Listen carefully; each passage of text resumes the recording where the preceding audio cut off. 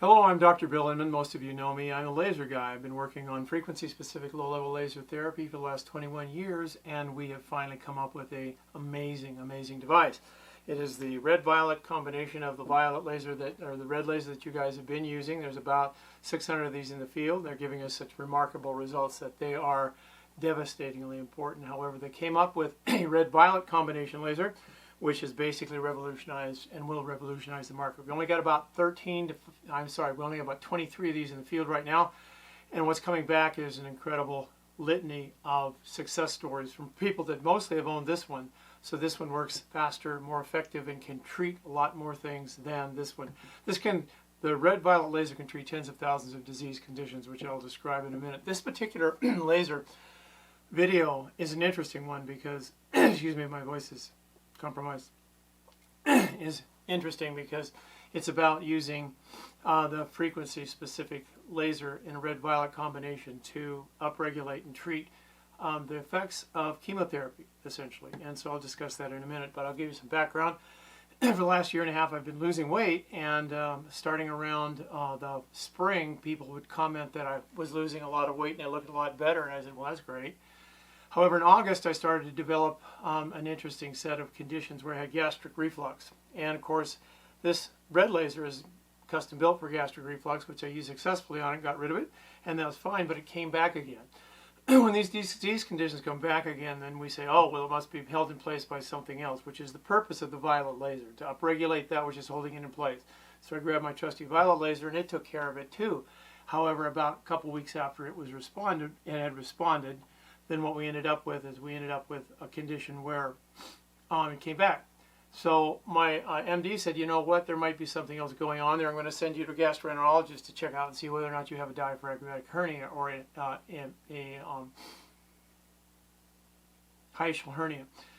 And sure enough, I did. After about 3 or 4 weeks of testing, I had a 6-inch tear in my diaphragm, the hiatal area. My stomach was living up in my chest, essentially making it difficult for me to digest. And so they suggested, and we went ahead and did surgery, endoscopic surgery, which put the stomach back where it was supposed to be and sewed down the rent in my diaphragm.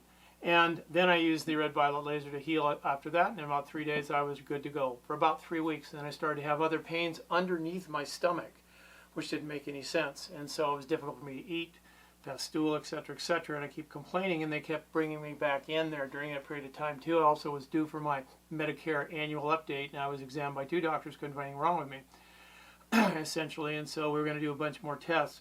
And then I felt a significant amount of pain in my inguinal area, as though I had an inguinal hernia. So I went into my doctor again and said, God, I think I've got an inguinal hernia, and he said, sure enough, they did a bunch of tests, including ultrasound, and I had an inguinal hernia. Something was squirting through my inguinal canal and causing me a good deal of pain, which of course I tried my trusty red-violet laser, which handled that problem, and it's handled to this point. I'm scheduled for surgery the 16th of this month to handle that surgically. However, I went home and was doing okay and was ambulatory, moving around. I was hungry one day. I decided to eat a hoagie, eat about a third of it, and I would end up with a lot of distress in my abdomen. That evening I was in so much pain that I called the next morning to my enterologist and said, look, this isn't okay. Of course, he's on vacation this time of the year, so I insisted it was an emergency and that I needed to see somebody, and they said, well, you can come in and see his PA, his physician's assistant. I said, well, okay. So I went in, and she gave me a really extensive exam and concluded that I probably needed to repeat all the tests that we did to figure out what was wrong with my stomach with the hernia, because there might have been something wrong with the hernia surgery. So we're going to do it all over again, essentially. And then to finish off the exam, as all PAs are taught to do, she laid me down on the table. She's one of the first people that started to palpate and ever palpated my abdomen. Now, all these questions were about abdominal problem, but she was the first one to actually do the exam, and she palpated a great big mass, this big, in my stomach, and she basically went nuts, went and got the department head who palpated it and sent me right down for a CAT scan, and the CAT scan showed that I had an occupying lesion, retroabdominal and abdominal in my abdomen that was 5 inches by 12 inches long football, essentially. It had been growing in there probably for about a year and a half, which was pushing all my guts from one side to the other side. The most of the obvious diagnosis there is Hodgkin's lymphoma or non-Hodgkin's lymphoma.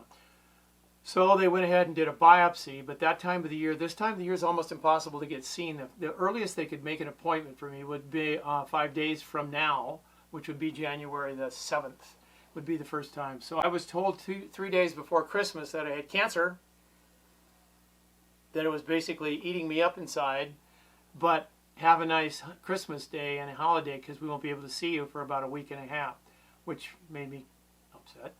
And so I insisted that they'd probably better see me at the rate I'm going now. You better see me or I'll be dead by the 7th. And that kind of scared them. So they rearranged things and I got to go in and see an oncologist who basically pulled all of the strings he could to get me biopsied. And I found out that I did not have Hodgkin's lymphoma, but non-Hodgkin's lymphoma was a good thing. However, it was the kind of multicentric tumor that basically is hard to treat with chemotherapy, although they still state that I've got an 80% chance of chemotherapy. Well, not knowing and having not started chemotherapy yet, the only thing I could do is go to my trusty laser and see if I could take the clinical symptomology off. And I'm able to basically treat pain, subset cancer. It takes care of the pain associated with a growing tumor in your belly. Essentially, there's a couple other ones. Autoimmune would be one that I would use too, but also I have a frequency in the violet laser for lymphogranulomatous lymphoma, essentially, which is the highest probability for it to be in the person. So I started lasering it with that, and that was a good thing and a bad thing because it started actually the tumor lysis, which basically is the body trying to eat the tumor. Now, what was it going to do with it? With a tumor the size of a football, I'm not sure. But that drove my uric acid into the stratosphere, so they had to put me on an infusion to try to drop that down. And in 4 days from now, I'll start chemotherapy, and it'll go 7 months. Now, told you all that story to tell you this story. The laser probably was effective in attacking or getting my body to attack that tumor. However, I'm not going to use myself as a guinea pig.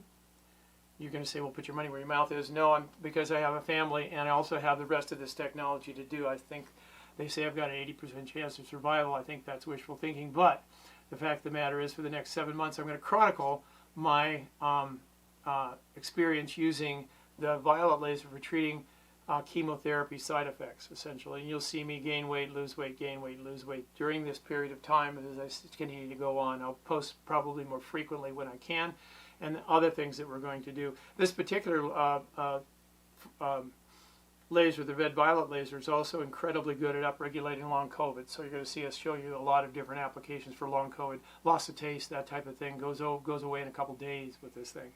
So we're going to show you what it is that we use with this laser. We'll have other videos about why the laser works and what upregulation is all about. It's important to know that the 2,000 protocols that are in the red-violet laser and now the updated protocols that can be put in the red laser are all optimized for upregulation and all optimized for the red-violet laser. So you also can get that in your red laser, however it won't perform because it doesn't have a violet laser, of course. So that's what this is about. The violet laser essentially is available only through me, and it's only available essentially with the protocols that we have that are upregulatable for those 2,000 protocols, dog, cat, horse, and human, that we've been successful using. A lot of human applications lately. If you have any questions about applications, I will discuss those over the phone with you, but not through email. Necessarily it takes too much time, and I don't want to do it that way. So feel free to call me at 208-640-3430. 208-640-3430. Essentially, because that's the way I'll be able to more direct you towards your therapy. This particular tumor throughout my body, throughout my aorta, left kidney, it's obviously my abdomen and under my liver, but it's also behind my eyes, which is kind of screwing me up. So I have to wear glasses sometimes to see what I'm doing. And the laser, essentially technology isn't any more complicated than this. So we're just scanning this particular area. You'll notice perhaps it'll turn violet here pretty soon, and there's the violet. So it switches back and forth, upregulating and doing that. This is the therapy for 120 seconds that I'll do myself twice a day for 3 days, once a day for 3 days, twice a week for 2 weeks, and probably twice a week until I'm out of the woods. And so that's essentially what it is that we're going to do with this particular laser. If you want to email me, you can email me at drbill@vomtech.com, but I prefer if you give me a call, area code 208-640-3430, 208-640-3430. I'm on Pacific Standard Time, so I'm either I'm behind most of you in the United States. So hang in there, I guess I've been told. So I'll keep hammering away at this technology as long as I can, and theoretically I'll get through this, and I'll be able to give you more applications for this instrument. But I would strongly consider that you latch onto this device as soon as possible. It is the state of the art in laser therapy in the world right now. I'm really proud of it.